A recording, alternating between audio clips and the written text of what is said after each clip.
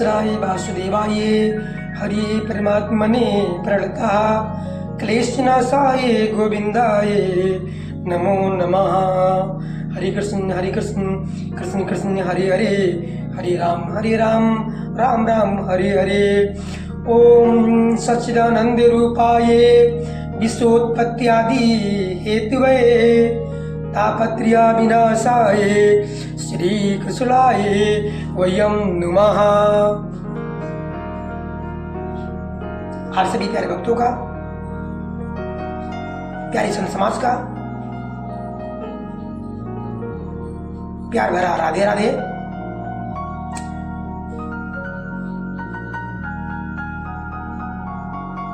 आप सबका स्वागत है आपके अपने परिवार अध्यात्म साधना यूट्यूब चैनल पर। आज हम पहले तो आप सभी को शुभ साधुवाद। परमपिता परमेश्वर आप सब पर अपनी दृष्टि बनाए रखें, अपनी भक्ति आज ही प्रदान कर दे, ये प्रभु से प्रार्थना है। आषाढ़ मास, आषाढ़ मास के कृष्ण पक्ष, आषाढ़ मास के कृष्ण पक्ष की एकादशी, जिसका नाम योगिनी एकादशी है, ये 2 जुलाई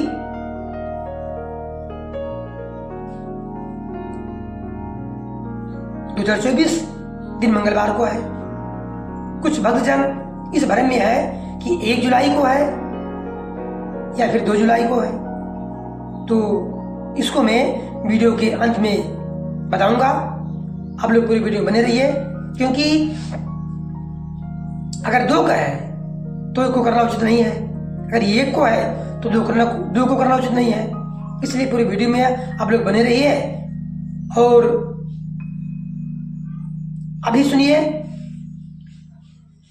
कि आषाढ़ मास के कृष्ण पक्ष की एकादशी, जिसका नाम योगिनी एकादशी है, इसका महत्व क्या है, व्रत विधि क्या है, कैसे करना है।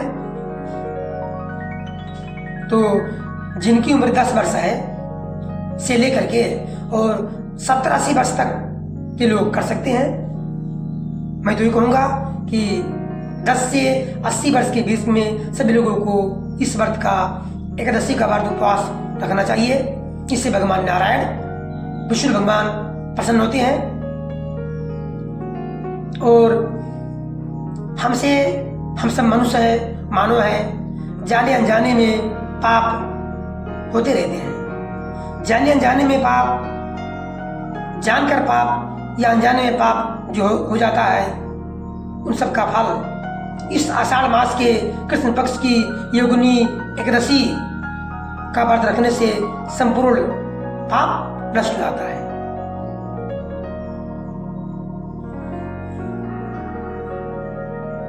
आइए एक बार सुनते हैं। एक बार धर्मराज युधिष्ठिर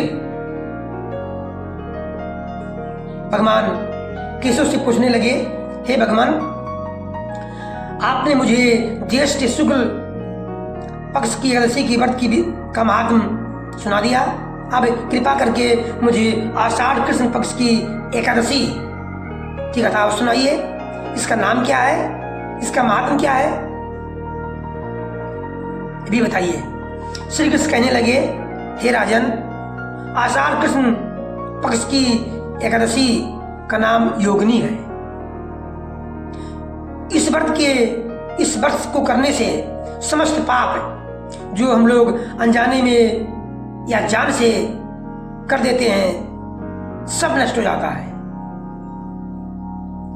ये इस लोक में भोग और परलोक में मुक्ति देने वाला है। ये तीनों लोकों में प्रसिद्ध है।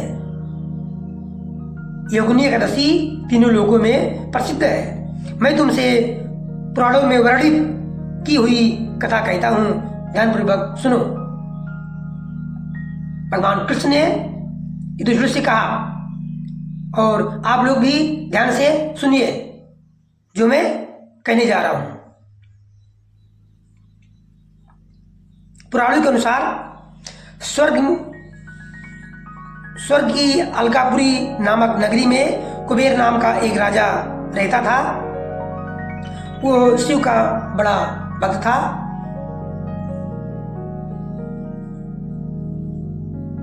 और प्रतिदिन शिव की पूजा किया करता था। श्रद्धा भक्ति से भगवान शिव की पूजा करता था। हेम नाम का एक माली पूजन के लिए उसके यहाँ फूल लाया करता था। जो माली था हेम नाम का कुबेर के यहाँ फूल पूजा के लिए लाया करता था। हेम की विशालाक्षी नाम की सुंदर स्त्री थी। विशालाक्षी नाम की सुंदर स्त्री थी। एक दिन वो मानसरोवर से पुष्प तो ले आया, लेकिन कामासक्त होने के कारण वो अपनी स्त्री से हास विनोद तथा रमण करने लगा और फूल लाना भूल गया। इधर राजा दोपहर तक राह देखता रहा। अंत में राजा कुबेर ने सेवकों को आज्ञा दी कि तुम लोग जाकर माली के ना आने का कारण पता करो, क्योंकि वो अभी तक पुष्प लेकर नहीं आया। सेवकों ने कहा कि महाराज वो पापी अतिकामी है, वो अपनी स्त्री के साथ हास विनोद और रमण कर रहा होगा। ये सुनकर कुबेर ने क्रोधित होकर उसे बुलाया।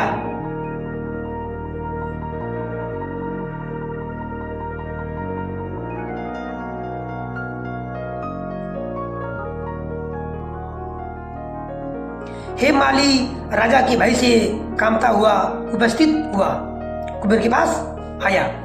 डर के मारे डरा हुआ था। कुबेर राजा ने क्रोध में आकर कहा, अरे पापी नीच कामी, तूने मेरी परम पूज्य ईश्वर की ईश्वर श्री शिव जी महाराज का अनादर किया है, उपहास किया है, इसलिए मैं तुझे श्राप देता हूं। तू स्त्री का वियोग सहेगा और मृतलोक में जाकर कोढ़ी होगा। कुबेर ने श्राप दे दिया हे माली को। कुबेर के शाप से हे माली का स्वर्ग से पतन हो गया और वो उसी क्षण पृथ्वी पर आ गिरा। भूतल पर आते ही उसके शरीर में श्वेत कोढ़ हो गया। उसकी स्त्री भी उसी समय अंतर्ध्यान हो गई। मृत्यु लोक में आकर माली ने महान दुख भोगे। भयानक जंगल में जाकर बिना अन्न जल के भटकता रहा।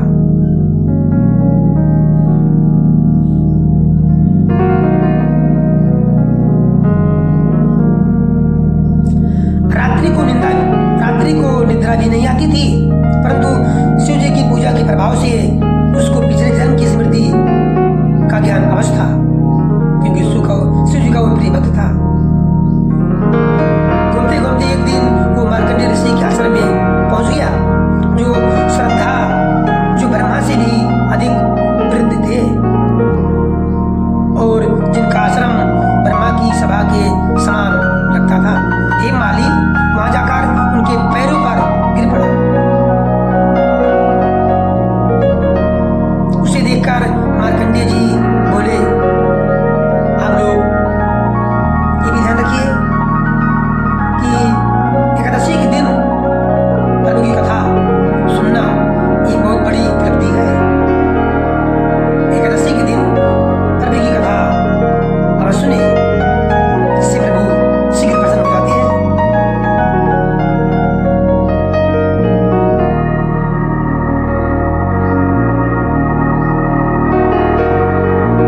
उसे देखकर मार्कंडेय ऋषि बोले, तुमने ऐसा कौन सा पाप किया है, कौन सा पाप किया है जिसके प्रभाव से ये हालत हो गई है तुम्हारी। हे माली सारा वृत्तांत का सुनाया। ये सुनकर ऋषि बोले, निश्चित ही तूने मेरे सम्मुख सत्य वचन कहे हैं, इसलिए उद्धार के लिए मैं एक व्रत बतलाता हूँ। यदि तू आषाढ़ मास के कृष्ण पक्ष की एकादशी नामक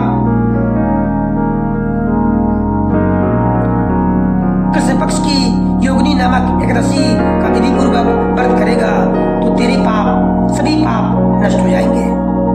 ये सुनकर हेमाली ने अत्यंत प्रसन्न होकर मुनि को साष्टांग प्रणाम किया। मुनि ने उसे स्नेह के साथ उठाया।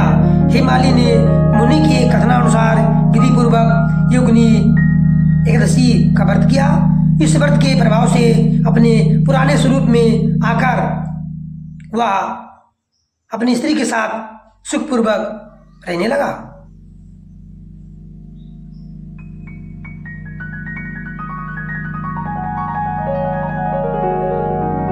भगवान कृष्ण ने कहा, हे राजन, हे युधिष्ठिर, ये योगिनी एकादशी का व्रत 88,000 ब्राह्मणों को भोजन कराने के बराबर फल देता है। 88,000 ब्राह्मणों को भोजन कराने का फल देता है।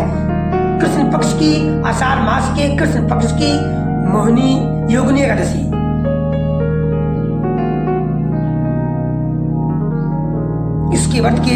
इस व्रत से समस्त पाप दूर हो जाते हैं और अंत में वह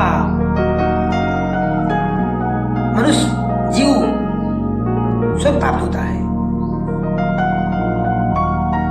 तो ये थी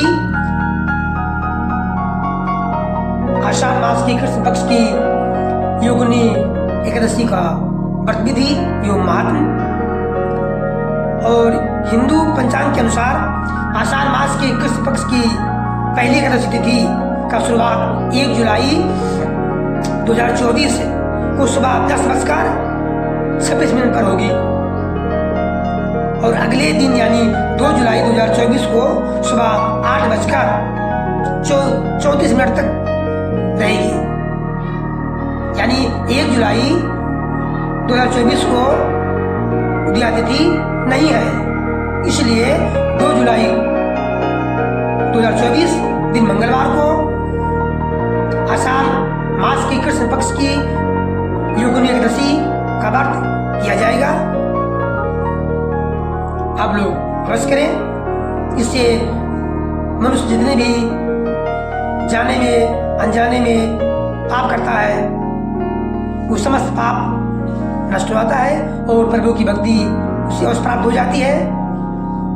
प्रभु अपना उसे सेवक भक्त बना लेते हैं, अपना बना लेते हैं और अंत में उसे सुख की प्राप्ति होती है।